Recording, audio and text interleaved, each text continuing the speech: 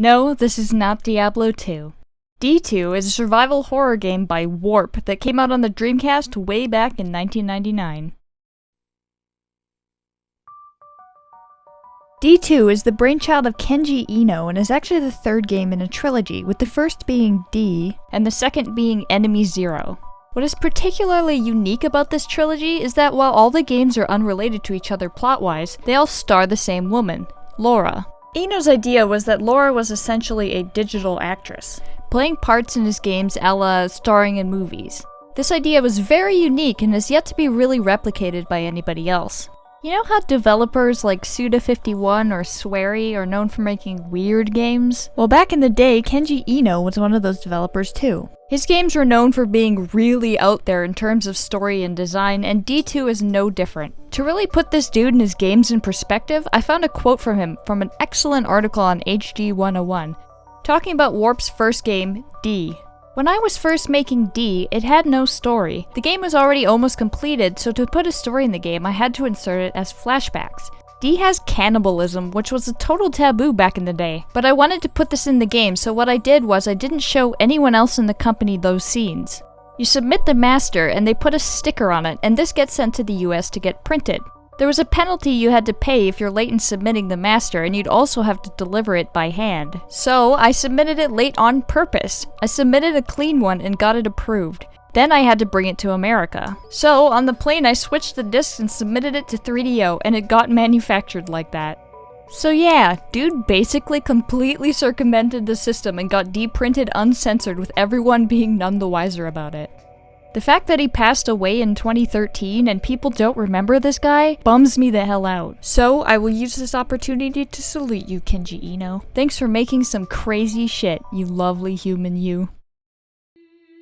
D2 starts off with Laura on a flight that gets hijacked and then suddenly struck by a meteorite, sending it crashing into the snowy mountains of Canada.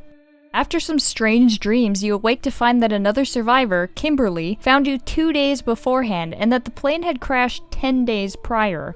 Laura is stunned that she can't remember any of this and is missing 8 days of memories where she was apparently wandering around alone in the wilderness. This revelation gets suddenly interrupted by another survivor stumbling into the cabin and transforming into a grotesque, plant-like monster. Luckily, Parker Jackson, a SETI researcher, drives the monster away. It's at this point that you receive a hunting rifle and decide to go into the wilderness to figure out what happened to the plane, what happened to your memories, and what these monsters are. In a skirt suit and heels. It's difficult to speak about the plot in detail without spoiling things. D2 uses some themes from a well-known horror movie, but unfortunately I can't say which one it is without giving away some of the plot. Let's just say that when you see it in the game, you'll know exactly which movie I'm talking about, and you can also see how they flipped it on its head as well. I can say that the last few hours, and in particularly the ending, is completely cuckoo bananas and isn't related to any movie out there, as far as I know anyway. That last boss fight was one of the craziest and possibly most original mechanics-wise I've ever played in my life. Sadly, the game received a bit of censorship upon release in North America due to its psychosexual themes. Yeah, Eno didn't trick 'em this time. One example is a scene early on in the game when Kimberly is attacked by a monster which shoves a tentacle down her throat, very obviously simulating fellatio. The North American version censors this by having the camera pan down so that the act is only implied and not fully shown. At the very least, the censorship is fairly minor overall, but if it's a concern for you, the Japanese version of the game is very easy to find and pretty cheap. Now, the weirdness of the game doesn't end with its plot. The actual mechanics of the game are strange as well. Walking around on the field feels very much like Resident Evil or Silent Hill, but enemy encounters change this dynamic up entirely. The game changes into a first-person perspective while you're rooted to the spot, only able to shift your view using the buttons prompted on screen. This section feels extremely arcade-like and sets it apart from any other game in the genre. There's an obvious downside to this arcade feel. It doesn't exactly lend itself to the horror of the situation. What's more is there is another little problem with the hardware itself that erodes the scares. When you're about to encounter a random enemy, the Dreamcast motor starts spinning up very loudly, which is an obvious tell. Oh boy, this sure is a creepy place. I hope there's no monsters around. Oh no, I'm so scared. Even though the random enemy encounters are spoiled, the game still manages to have its moments of tension and horror. Hell, seeing the crazy plot through was more than enough incentive for me to finish this one. Another big mechanic in this game is actual survival. You're not going to be finding a ton of healing items or cabins around, so how can you gain your health back? By going hunting, of course. Shooting animals with your rifle will automatically give you meat that you can use to heal yourself in and out of battle. Different animals will give you different amounts of meat, so it's best to try to take down the big guys. That is, if you can. The shooting in this game has a realistic edge to it. Your hands will shake around and animals will bolt if they can see you, making it a real challenge to collect enough meat for yourself. I, for one, am absolutely terrible at these sections, and most of the time I'm lucky to bag a few rabbits. Yet another change to the gameplay comes when you enter into buildings. You are put back into a first-person's perspective and your movement is very similar to the battles. You are locked down in one particular spot and can hit the directional buttons to look around you, but only in the designated areas. Pressing a button will have Laura look at whatever is there or move further into the room. It's a fairly clunky way to handle these sections, but it does beat having to pixel hunt or missing items because they weren't obvious.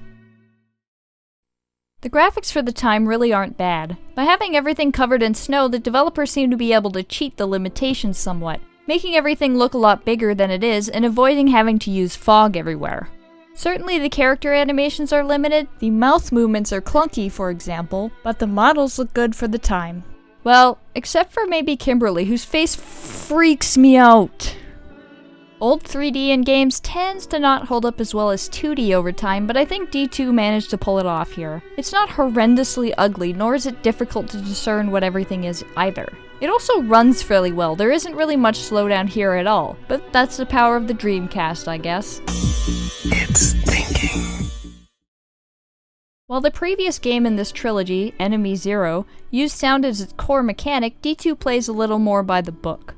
The music that plays during cutscenes generally fits the scene well, but I wouldn't call it particularly memorable overall. What is interesting is that much of the game has no music. When traveling outdoors, the only sounds you can hear around you is the howling wind and the sound of your footsteps in the snow. I believe this minimalistic sound design was a deliberate choice that was most likely meant to increase your unease and feelings of being very alone in a desolate landscape. This choice works really well until the aforementioned disc spinning up happens or when you have to enter menus, which sound very video gamey and break immersion. It certainly underlines the limitations of the system and perhaps of video game design in general. Players generally need sound in menus to know that they are having an effect, but how do you use those sounds without breaking immersion? It's an interesting conundrum for sure. While I think they did a pretty good job all things considering, there is one area in sound design where the game falls very short of the mark, and that is the voice acting. That's by the color of their blood. This is hardly Warp's fault, as they picked great actors for the Japanese version, and they did not handle the North American release, but it is a shame that the localization team dropped the ball. The voice acting is hardly the worst I've ever heard, but it's definitely not very good either.